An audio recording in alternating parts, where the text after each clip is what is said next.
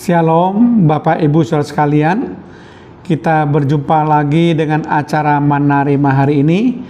Kita tetap akan belajar mengenai rahasia tentang akhir zaman, dan kita akan tuntaskan topik demi topik yang berkaitan dengan akhir zaman. Tetapi sebelumnya mari kita buka terlebih dahulu acara Manna Rema hari ini dengan doa. Terima kasih Tuhan kalau kami boleh mendengarkan kembali acara Manna Rema hari ini. Kami perlu firman-Mu Tuhan untuk kami boleh menambah wawasan pengetahuan kami teristimewa peristiwa-peristiwa yang terjadi menjelang kedatangan Tuhan Yesus yang kedua kali. Terpujilah nama-Mu Tuhan kami Yesus Kristus. Haleluya. Dalam nama Tuhan Yesus Kristus. Amin. Nah, Bapak Ibu saudara sekalian, kali ini saya akan membahas tentang meterai yang ketiga. Ya, apa yang dikatakan dalam firman Tuhan mengenai meterai ketiga? Mari kita sama-sama akan membacanya di dalam Wahyu pasal 6 ayat 5 sampai 6. Dan ketika anak domba itu membuka meterai yang ketiga, aku mendengar makhluk yang ketiga berkata, "Mari." Dan aku melihat sesungguhnya ada seekor kuda hitam, dan yang menungganginya memegang sebuah timbangan di tangannya. Dan aku mendengar seperti suara di tengah-tengah keempat makhluk itu berkata, "Secupak gandum sedinar dan 3 cupak jelai sedinar. Tetapi janganlah rusakkan minyak dan anggur itu." Nah, perhatikan baik-baik di sini ciri-ciri daripada meterai yang ketiga ini. Dengan jelas di situ dikatakan bahwa penunggang kuda hitam itu memegang sebuah timbangan. Jadi ini berkaitan dengan masalah tentang ekonomi, saudara ya. Dan kemudian secupak gandum sedinar dan 3 cupak jelai sedinar berbicara masalah makanan, ya, tentang makanan ini. Jadi kalau saudara perhatikan meterai yang ketiga itu kuda hitam merupakan suatu nubuatan tentang bencana kelaparan yang akan terjadi di dunia ini. Jadi meterai ketiga kuda hitam berbicara tentang bencana kelaparan. Sebetulnya ini sudah disebutkan dalam Injil Matius pasal 24 ayat yang ke-7 bagian B. Di situ dengan jelas dikatakan akan ada kelaparan dan gempa bumi di berbagai tempat. Jadi akan ada kelaparan. Jadi ini sudah dinubuatkan Bapak Ibu sekalian.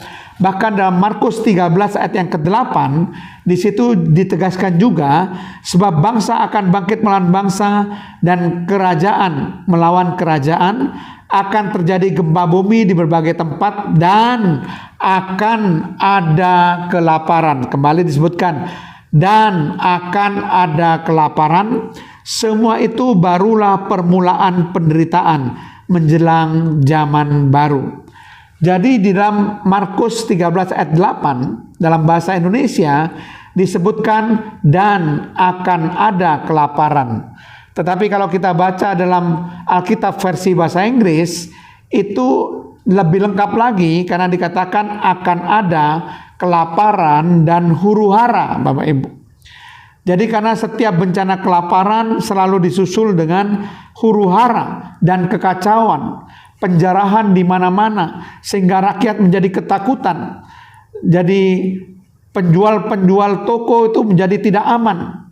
Itu sebabnya biasanya penjarahan itu terjadi ketika terjadi bencana kelaparan, sehingga kekacauan demi kekacauan terjadi. Rasa tidak aman itu akan dirasakan oleh semua penduduk. Kalau kita melihat sejarah bahwa kelaparan ini memang sudah terjadi. Jadi meterai ketiga ini pun sudah terjadi Bapak Ibu. Kita lihat sejarahnya bagaimana kelaparan demi kelaparan terjadi di bumi ini. Misalnya saya beri contoh pada tahun 1930 dunia itu pernah dilanda dengan krisis pangan yang sangat luar biasa, sehingga terjadi kelaparan di mana-mana dan melanda seluruh negara di dunia. Baik itu di Rusia, baik itu di Republik Rakyat Cina, baik itu di India maupun negara-negara lainnya. Yang tewas akibat kelaparan saja di Rusia itu mencapai 5 juta jiwa lebih, saudara. Belum lagi yang korban akibat huru-hara. Tentu korban akan bertambah banyak lagi, saudara. Bahkan di Leningrad pernah ditangkap seorang bapak yang karena kelaparannya dia memasak daging anaknya sendiri. Jadi apa yang dinubuatkan Alkitab itu terjadi, Bapak Ibu. Jadi semuanya itu akan digenapi karena firman Tuhan tidak pernah berdusta. Jadi ketika materai ketiga atau kuda hitam itu dibuka, bencana kelaparan yang terjadi di muka bumi akan terus berlanjut. Berlanjut sampai kapan? Sampai kedatangan Tuhan Yesus yang kedua kali. Kelaparan ini akan terus berlanjut. Kita perhatikan bagaimana gejala bencana kelaparan yang akan mendunia itu bisa dilihat, dirasakan sekarang ini. Karena tanah dan lahan pertanian sebagai sumber pangan semakin lama semakin mandul. Pupuk menjadi kebutuhan utama petani, dan tanah tidak dapat lagi mengeluarkan hasil secara optimal, Bapak Ibu.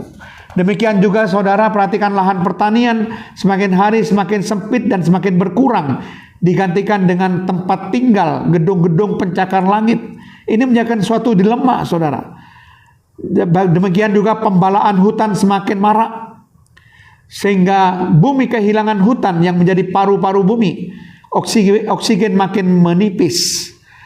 Jadi saudara perhatikan, belum lagi pemanasan global yang tidak hanya menyebabkan mencairnya kutub dan mengakibatkan naiknya permukaan laut, tetapi juga mengakibatkan banjir, menenggelamkan pulau-pulau dan daratan, sehingga hasil bumi menjadi rusak. Demikian juga mengakibatkan produk pangan, tumbuh-tumbuhan pangan tidak berbuah secara optimal.